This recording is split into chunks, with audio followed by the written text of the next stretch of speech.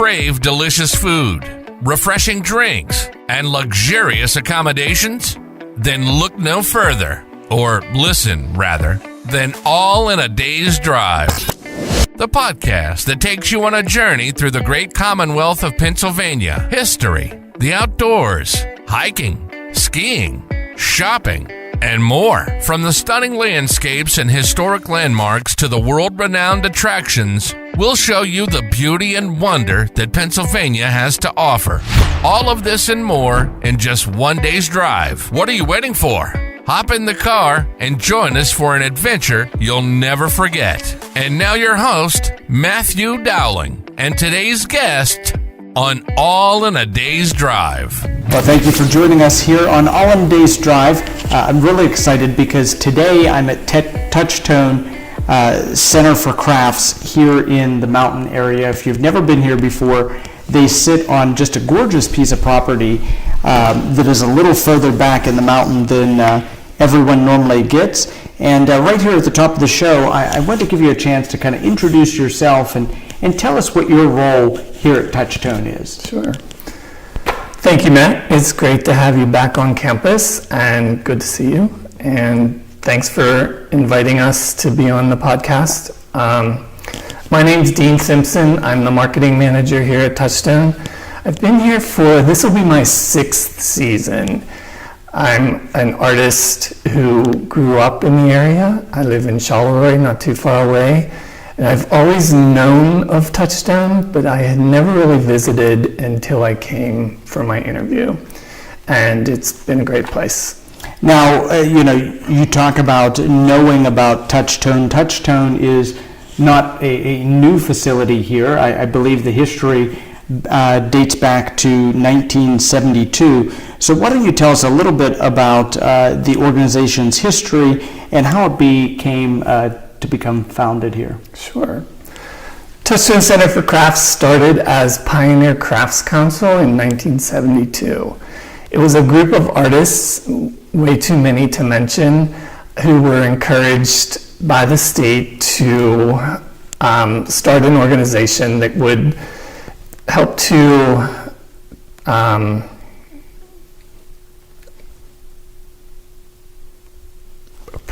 preserve traditional and contemporary craft. They operated out of Mill Run in the Grange for about 10 or 15 years before they moved to the current property here. It was formerly Camp Dunnebeck, which was a school for boys with dyslexia. And back then, there was a revolutionary woman named Diana Hanbury King who ran the school. And kids would come from all over the country and learn to read. And it's that creative learning and energy that still exists here today. Camp Dunnebeck is still in existence. Diana visited us here the first year I worked here. She was in her 90s, a neat little British woman who stayed in a cabin overnight. And she was on a tour of the country and just visiting places where she had been. And when she left, she said, "This will be my last visit." And she passed away a few months later. But she gave us a PowerPoint. She showed us pictures of what it looked like back then. And it was great. Our whole staff just really loved meeting her. Sure. So my next question is, how does Touchstone approach its mission of advancing excellence in the arts and crafts? We do that through a variety of ways. The core of our programming are immersive craft workshops in different studios. We also offer internships and residencies. So our interns are usually emerging artists who are either ready to graduate or recently graduated, and this gives them a place where they can learn the things, learn to manage a studio, meet amazing artists, and launch their careers. For the residencies, it's a place where, as an artist, you just need time to get away and focus on your work. So residencies are a big part of that. And we also offer scholarships to a variety of different types of scholarships. And let me see. Just special events, things like the open house and date nights and a lot of different ways. So you mentioned the open house, and I know that's coming up very quickly for you guys. Why don't you give us some of the background about the open house, as well as where someone may be able to download some information or check on your website to learn about what will be happening at that open house? Our open house is scheduled for June 3rd this year. It's always the first Saturday in June. And we will have the whole campus open. It's completely free to attend. There will be demonstrations in all of the studios by some of our teaching artists and friends of Touchstone. There will be hands-on activities for kids and adults. So if you want to, try things out, we're planning to decorate bowls for empty bowls, and we also have an organization coming called Frontline Arts. They are a group of veterans who started a program for veterans that could help them process, their time served, and they take their uniforms and they cut them up into pieces and they make paper out of it. And once they make that paper, they create artwork, booklets, things like that. So they're going to come and do a demo and talk about what they do. Another thing that we're real proud of at our open house is it's not just about Touchstone. We invite other organizations that we partner with. People like Go Laura Highlands will be there, and Contemporary Craft, and they'll talk about the things that they do, because we're only stronger together, and that's really important to us. There will be artist pop-up shops throughout the campus under tents, food available for purchase, and live music. We have a band coming. I'm not sure if I can announce that yet, but yeah, there's a band. And the one thing is our campus is very large, but we don't want people driving on campus that day for safety reasons. We do limit the parking on campus to accessible parking only, but we have a shuttle that runs every 20 minutes coming back and forth from the Christian Clay Winery. So it's real easy, to hop on the bus and come down. So. Sure. So, you started talking about some of the courses that are offered here and about your open house. Those are both types of trips that someone would plan in advance. And we all know, there are two types of planners for vacations and the chance to get out and see things. There are those that sit down with an Excel spreadsheet and figure out their day by day for the time that they're away. And then there are people that are a little more free range and just say, I'm going to hop in the car today and go to Touchstone. Maybe I'm not signed up for a course that's happening here. What can those people do if they come down to campus without any previous planning? Sure. I'm definitely of the latter group. I'm not a planner, but most of our workshops, for our 5-day and our weekend workshops, we do ask that people sign up at least 2 weeks in advance. That's for a lot of different reasons. One is that you have to get materials, we have to order materials, plus a lot of people do plan in advance, but for anybody who's just, driving through the Laurel Highlands and wants another place to go, we have our galleries are open to the public. Our hours right now are Friday through Sunday from 10 a.m. to 4 p.m. That might change, so it's best to check out our website at touchstonecrafts.org for the gallery hours. And our staff is here during the regular office hours, so if you call in advance, we could always open up for you. If you also want to check out, call in advance, we could maybe arrange a studio tour depending on what's happening on campus, and we could show you what's happening in the studios, maybe get a little demo going. So now we're in one of the galleries right now, and I understand this art installation behind us is relatively new.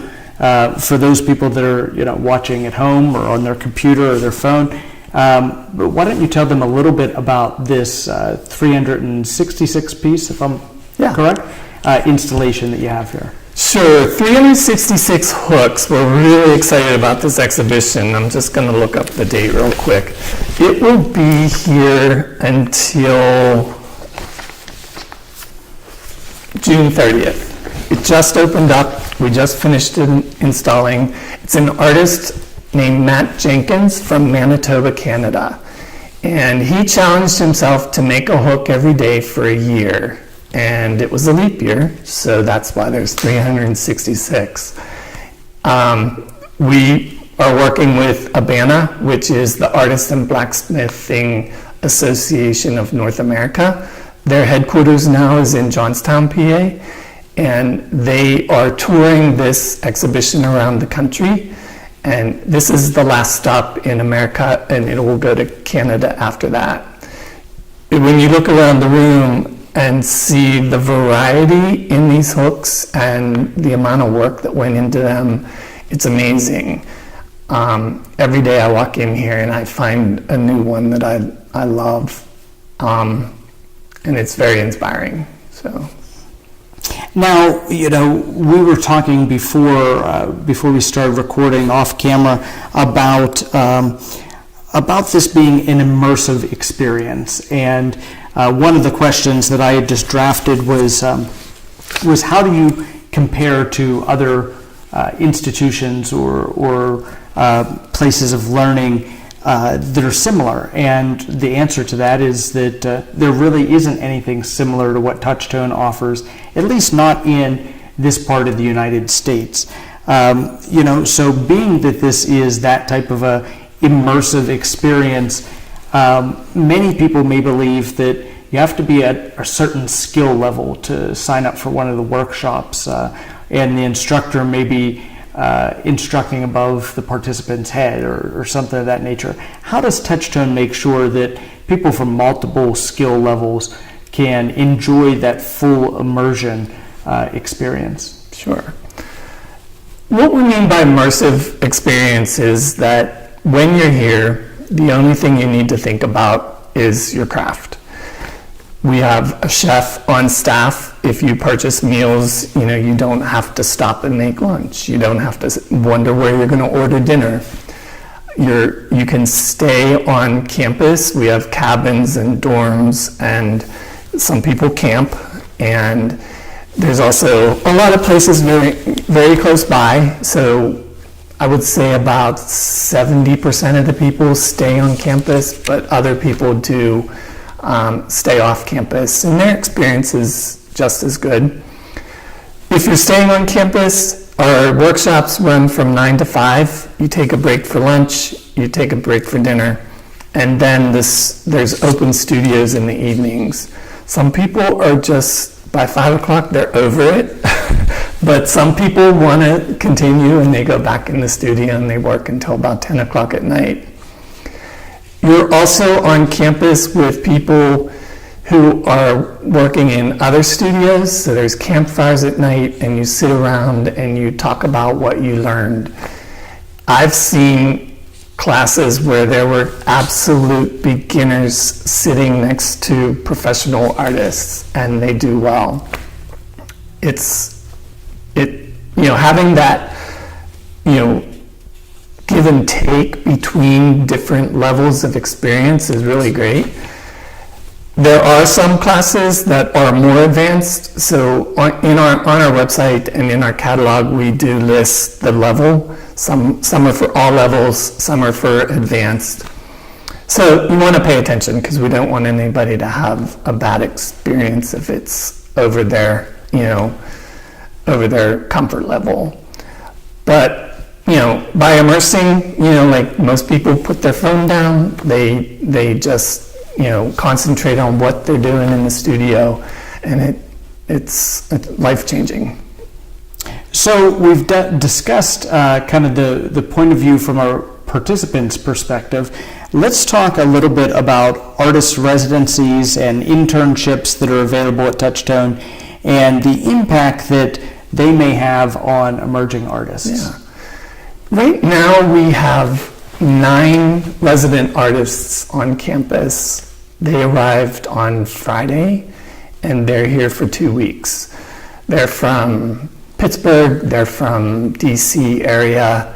I think the farthest one came from Nova Scotia.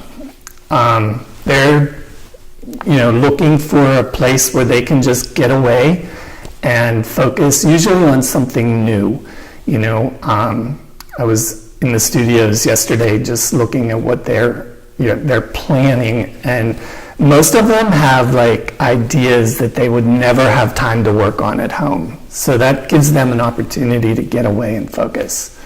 For the interns, that's probably my favorite part of Touchstone is the opportunities for artists. I was a fine arts major in college.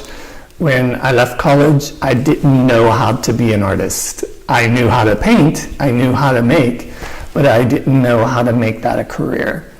Our interns are usually in the end of their college career, or maybe they chose not to go to college and they studied under somebody. So this gives them a chance to, first of all, meet amazing instructors that come from around the country. These artists that teach for us, they're doing it. They're professional artists. So these people, the interns, these are the people they look up to. So they get to work with them. They get to help them. They also get to teach. We get them to teach our date nights and some of our youth programming and some of the other things we offer.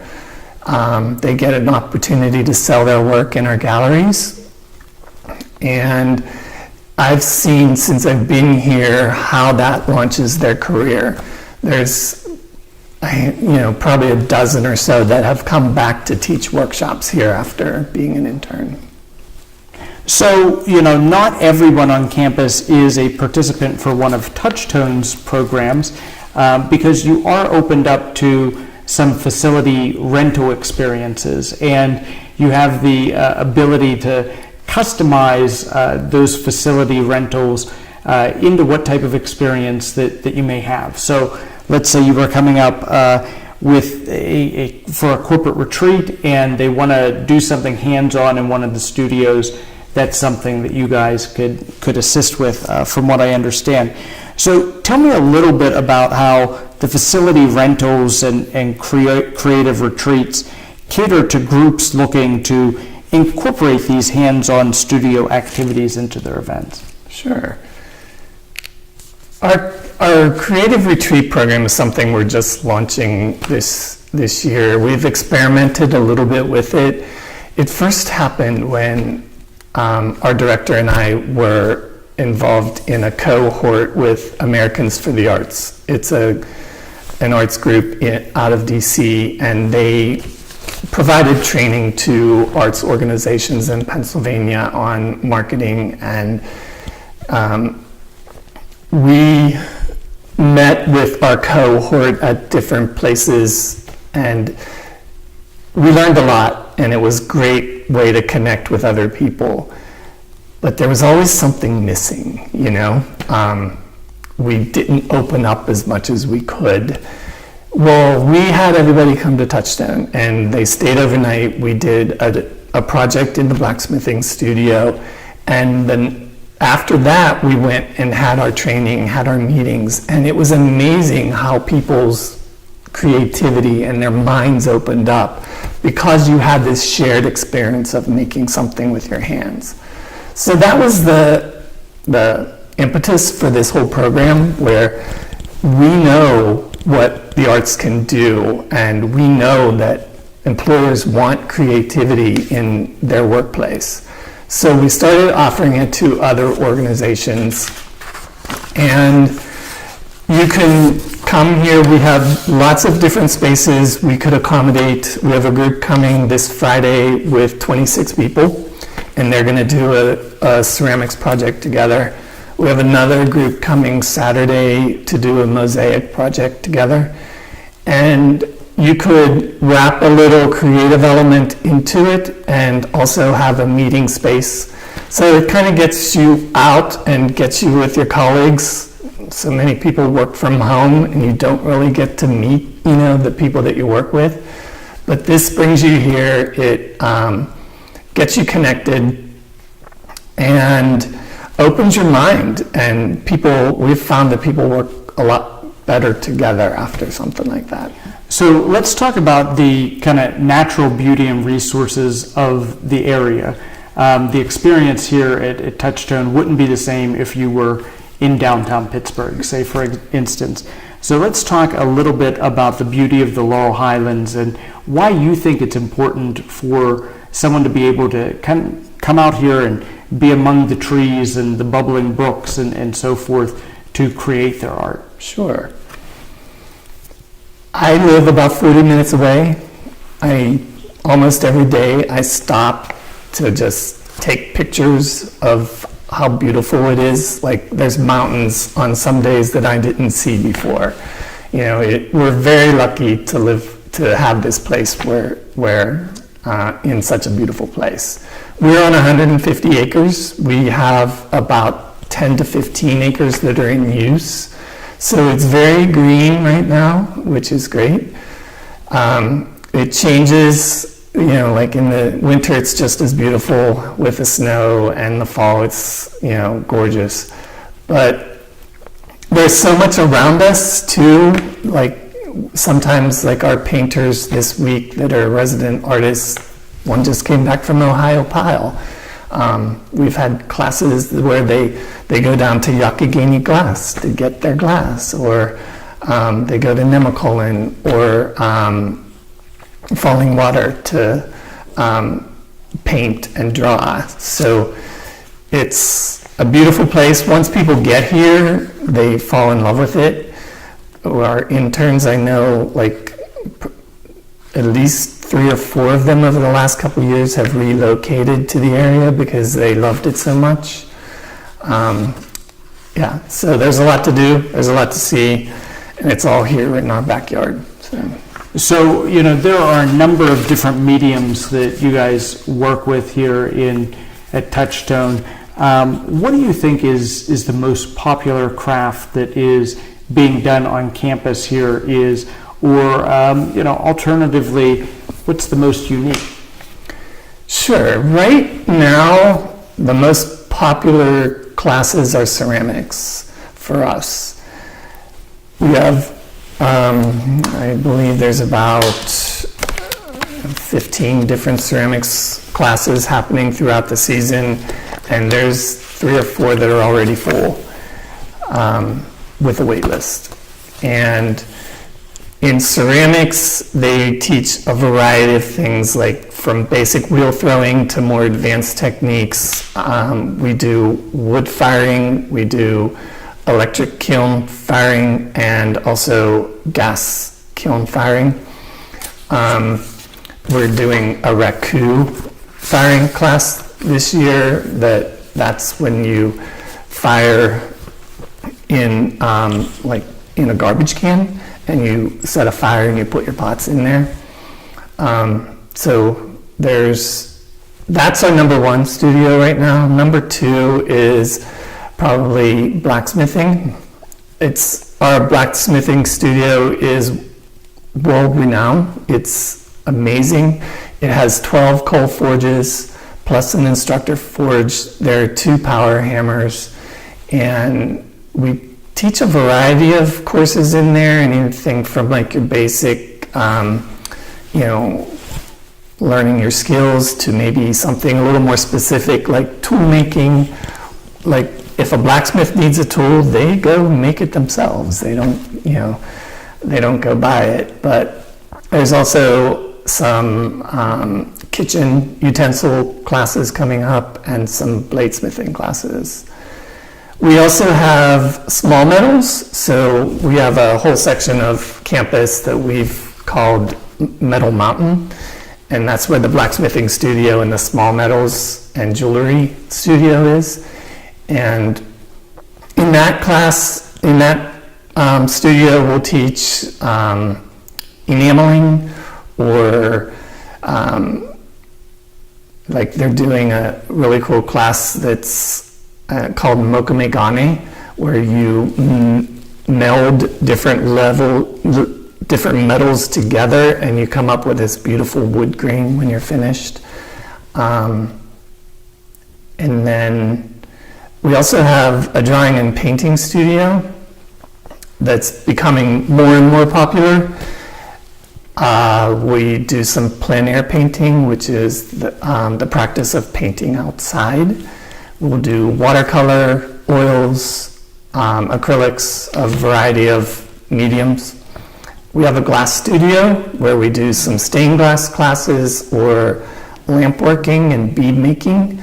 We don't do blown glass, but we do have a class where they're going to make small objects, like a blown glass class. Special topics. Now, this is probably where I'm most excited about.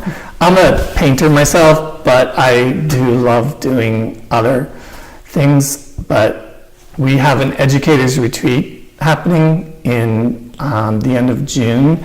We have Cheryl Capizzuti coming to do a puppet making class. Cheryl's puppets are well known around Pittsburgh. If you've ever gone to First Night, they're the big ones that are marching down the parades, and she's going to teach people to make those puppets, and at the end of the week they'll have like a puppet parade. It's going to be a cool class, so I'm excited about that one. Well, we have to get our break in to recognize today's sponsors, and when we come back we'll have just a couple moments left, and I want to get the information about your open house out there one more time, and also take just a moment to talk about sustainability. So stay with us. We'll be right back here on All in a Day's Drive. You're listening to All in a Day's Drive. Stay with us while we top off our tank and order an MTO. The journey across Pennsylvania will continue right after this pit stop.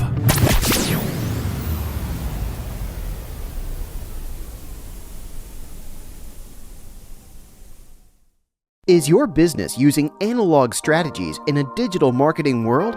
If so, then contact Matthew or Rebecca Dowling at Coordinated 360 for a professional consultation, where we bring in-depth knowledge and functional expertise with a holistic perspective. Coordinated 360 provides digital marketing, paid ad and media buying services, web design, social media management, video production, and more for businesses, organizations, and political campaigns. With decades of experience, Matt and Becky at Coordinated 360 can help you craft your unique message and share it with the world. For a no-risk media evaluation and recommendations, call 724-320-2212 or visit us online at www.coordinated360.com. Find us also on Facebook, Instagram, and Twitter, or email info@coordinated360.com. When it comes to buying a home, what you see isn't exactly what you get. That's why home buyers should call Dave Dowling at Grandview Inspections at 724-208-4108.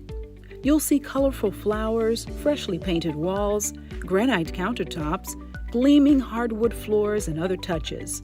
What you can't see is the cracks, ancient plumbing, dangerous wiring, or broken appliances that might be revealed when you hire a home inspector. And when it comes to home inspectors, knowing yours has the qualifications and experience needed should be your number one concern. Dave Dowling with Grandview Inspections is an architectural engineer with over 30 years of commercial construction experience and hundreds of inspections under his belt. A home inspection is an opportunity for you to hire an expert to walk through the home and prepare a report outlining the home's major components, what needs immediate attention, and what will require maintenance after you move in. Your home is one of your biggest investments, so make sure your investment is everything you hoped it to be. Call Dave Dowling at Grandview Inspections at 724-208-4108.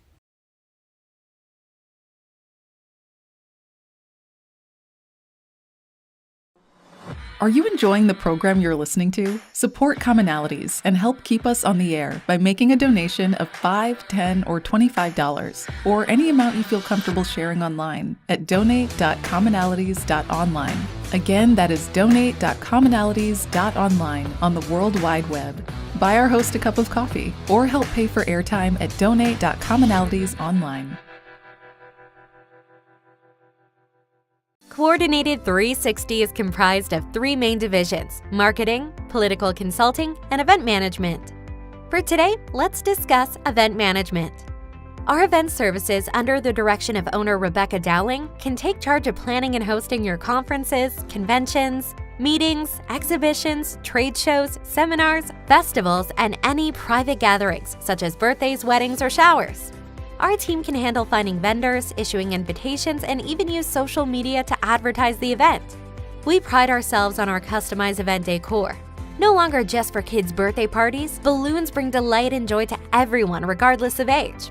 Whether you need balloons to enhance a birthday, corporate function, or themed party, we have the necessary supplies and designs to make it special. Our balloon arches, walls, columns, and centerpieces, plus any custom or specialty designs, are available in Fayette, Greene, Somerset, and Washington counties.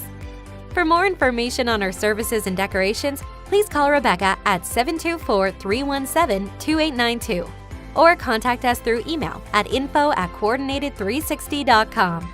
We also encourage you to check out our Facebook page or visit coordinated360.com to see some of our previous work. Founded in 1991, Bright Stripe has succeeded on the premises of quality work, done right at an affordable cost. At Bright Stripe, personal service has always been a must. We strive to be the premier asphalt sealing and striping company in the region. Matt George, the owner of Bright Stripe LLC, brings experience from his construction and maintenance company, Mountain Creek Construction and Maintenance. Matt has provided excellent customer service to many happy businesses and homeowners. Bright Stripe is the premier provider of seal coating, or pavement sealing, the process of applying a protective coating to asphalt-based pavements to provide a layer of protection from the elements, water, oils, and UV damage. They also specialize in driveway and parking lot crack sealing. Crack sealing is the process of applying a protective coating to asphalt-based pavements. Bright Stripe also abides by all safety laws and standards in line striping and layout. For a no-obligation estimate, contact Bright Stripe at 724-437-6090. You're listening to All in a Day's Drive. And now, it's time for our special segment, Adventures with Kelly.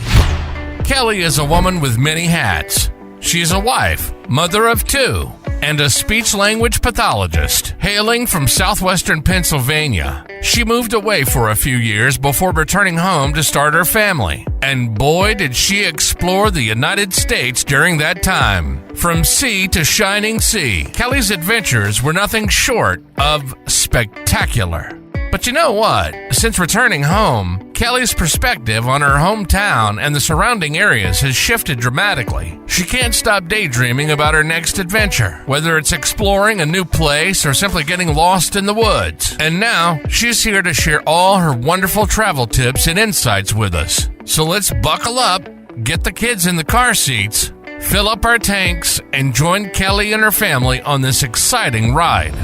All in a day's drive, where the fun never stops.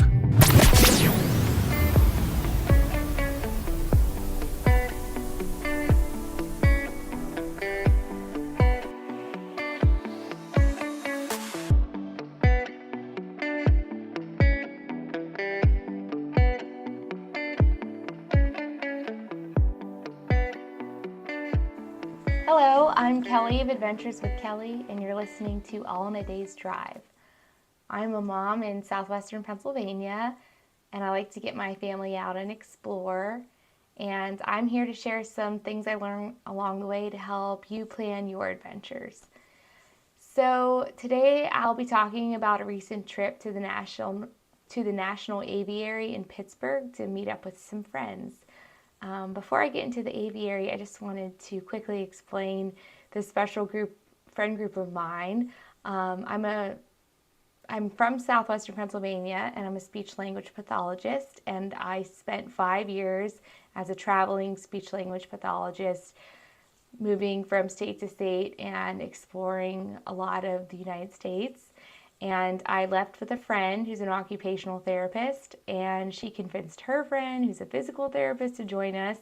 And so we just had a lot of fun moving around and living together when we could and meeting up when we could, and we met other travelers, and it was a really fun time. But now we've all actually recently moved back to Pennsylvania, and some of us have started families, and we all live on the outskirts of Pittsburgh. So Pittsburgh is a really nice place for us to meet up.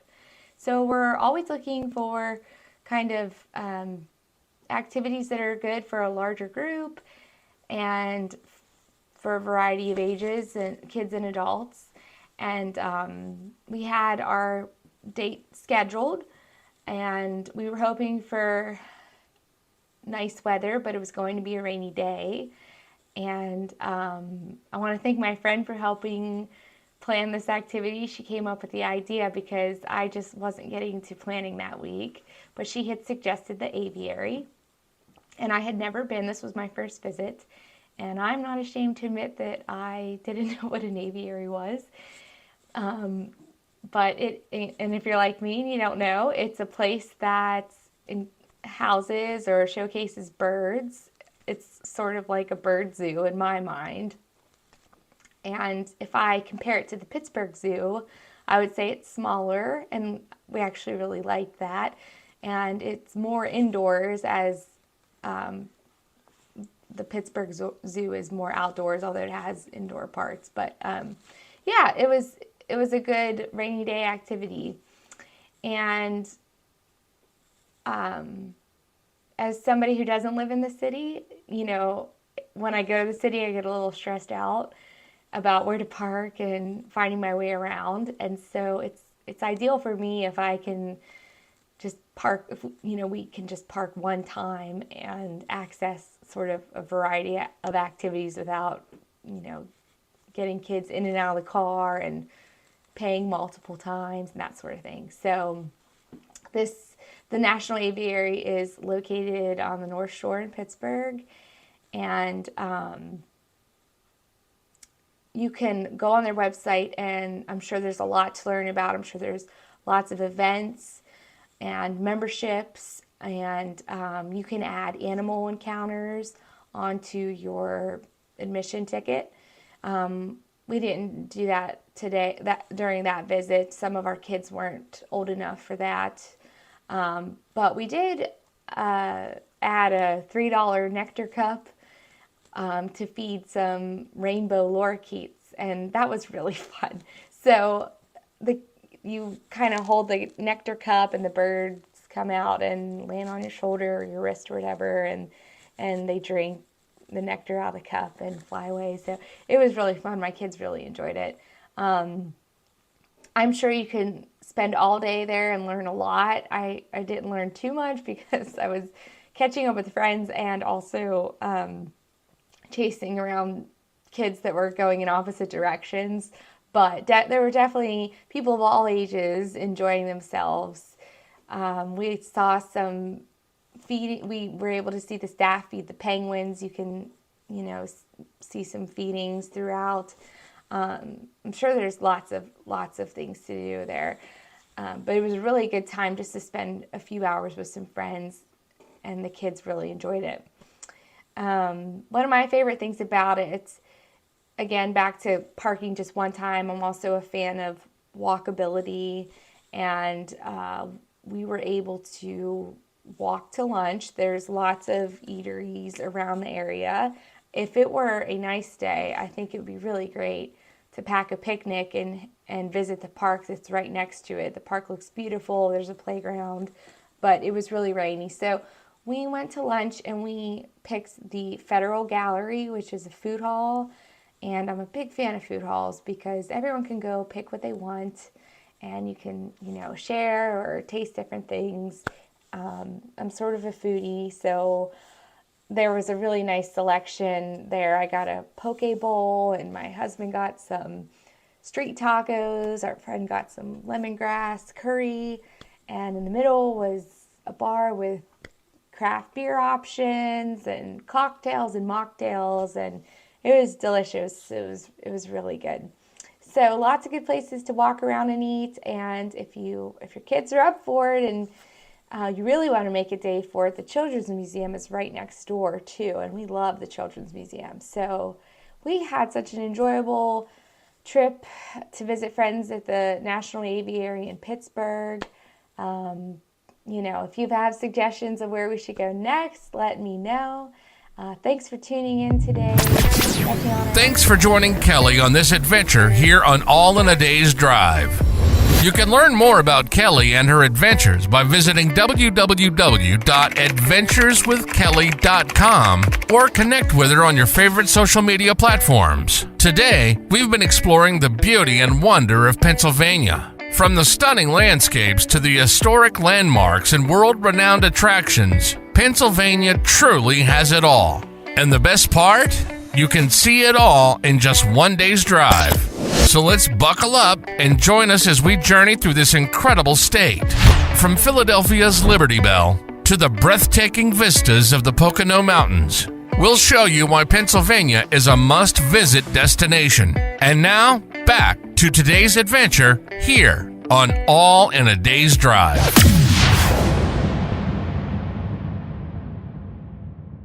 Thanks for staying with us on All in a Day's Drive. I'm your host, Matt Dowling.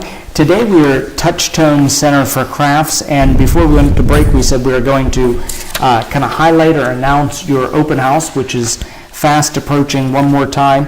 And then I wanted to talk about how Touchstone is implementing changes on campus maybe to be a little bit more sustainable because you guys want to be, and I know you want to be good stewards of the environment that you have here to use. Sure. Open house, find out more at touchstonecrafts.org.